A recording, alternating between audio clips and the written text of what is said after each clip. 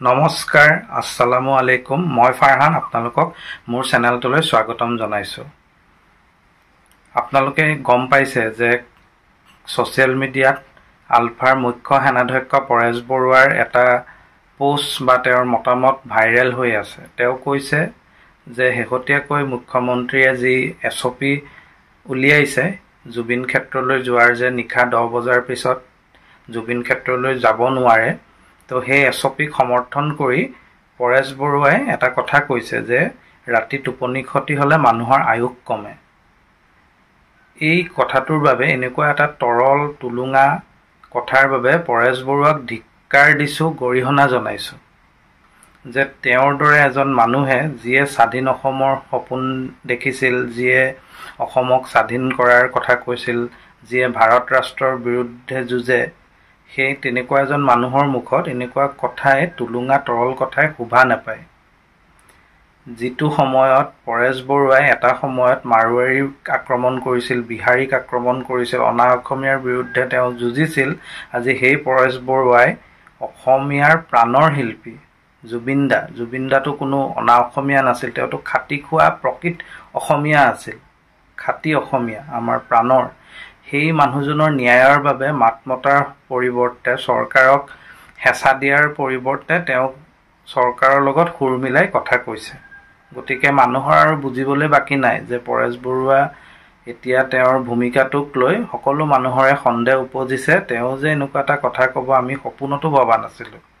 আমি ভাবিছিলোঁ যে পৰেশ বৰুৱাই চৰকাৰক ভাবুকি জনাব, প্ৰত্যাহ্বান জনাব যে জুবিন গাৰ্গে যদি ন্যায় নাপায় তেতিয়া সেই ন্যায় আলফাই দিব। সেই তেনেকুৱা কথা নকৈ পৰেশ বৰুৱাই সংবাদ মাধ্যমৰ আগত কৈছে যে জুবিন গাৰ্গক হেনো প্ৰত্যক্ষভাৱে হত্যা কৰাৰ কোনো প্ৰমাণ তেওঁ হেনো ভিডিঅ'সমূহত দেখা নাই, সেয়ে তেওঁক হেনো আদালতেও বোলে দোষীক বেছি দিনৰ কাৰণে শাস্তি নিদিয়ে। এনেকুৱা ধৰণৰ কথা পৰেশ বৰুৱাৰ মুখৰ পৰা ওলাইছে। গতিকে আপোনালোকে ভাবক যে পৰেশ বৰুৱা ক'ত কেনেদৰে মেনেজ হৈছে, কি হৈছে, সেয়া আৰু ৰাইজৰ আজিৰ তাৰিখত আৰু বুজিবলৈ বাকী নাই।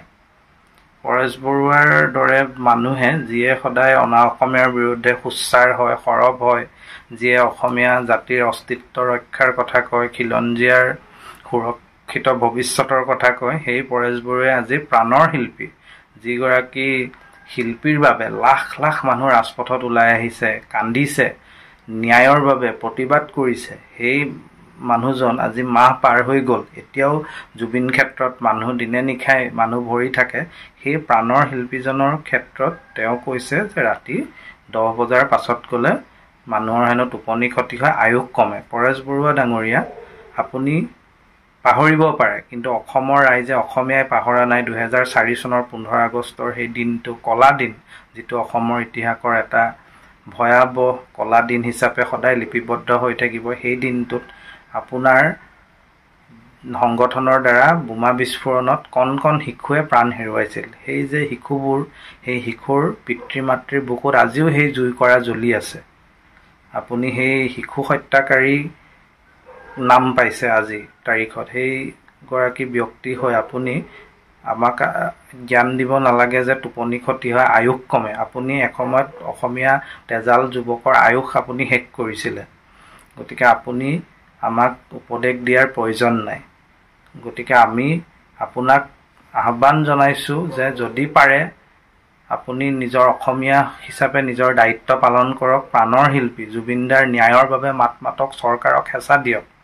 যদি আপুনি প্ৰকৃতাৰ্থত অসমীয়া জাতিক ভাল পায়, অসমীয়াক ভাল পায়, অসমীয়াৰ আৱেগক যদি আপুনি বুজি পায়, অসমীয়াৰ যি মনৰ দুখ বেদনা সেয়া যদি আপুনি উপলব্ধি কৰিব পাৰিছে, তেন্তে আপুনি জুবিনদাৰ হৈ মাত মাতক। অন্যথা এই ধৰণৰ চালে বেৰে কোবোৱা কথা, চৰকাৰৰ সুৰত সুৰ মিলাই কথা নক'ব, শোভা নাপায়। আৰু আপোনাৰ স্থিতিক লৈ আৰু ৰাইজৰ এতিয়া বুজিবলৈও বাকী নাই। তথাপিও আমি আহ্বান জনাইছোঁ যে আপুনি অন্ততঃ জুবিনদাৰ পক্ষত থিয় দিয়ক, অন্যথা অসমৰ ৰাইজে কেতিয়াও আপোনাক ক্ষমা নকৰিব।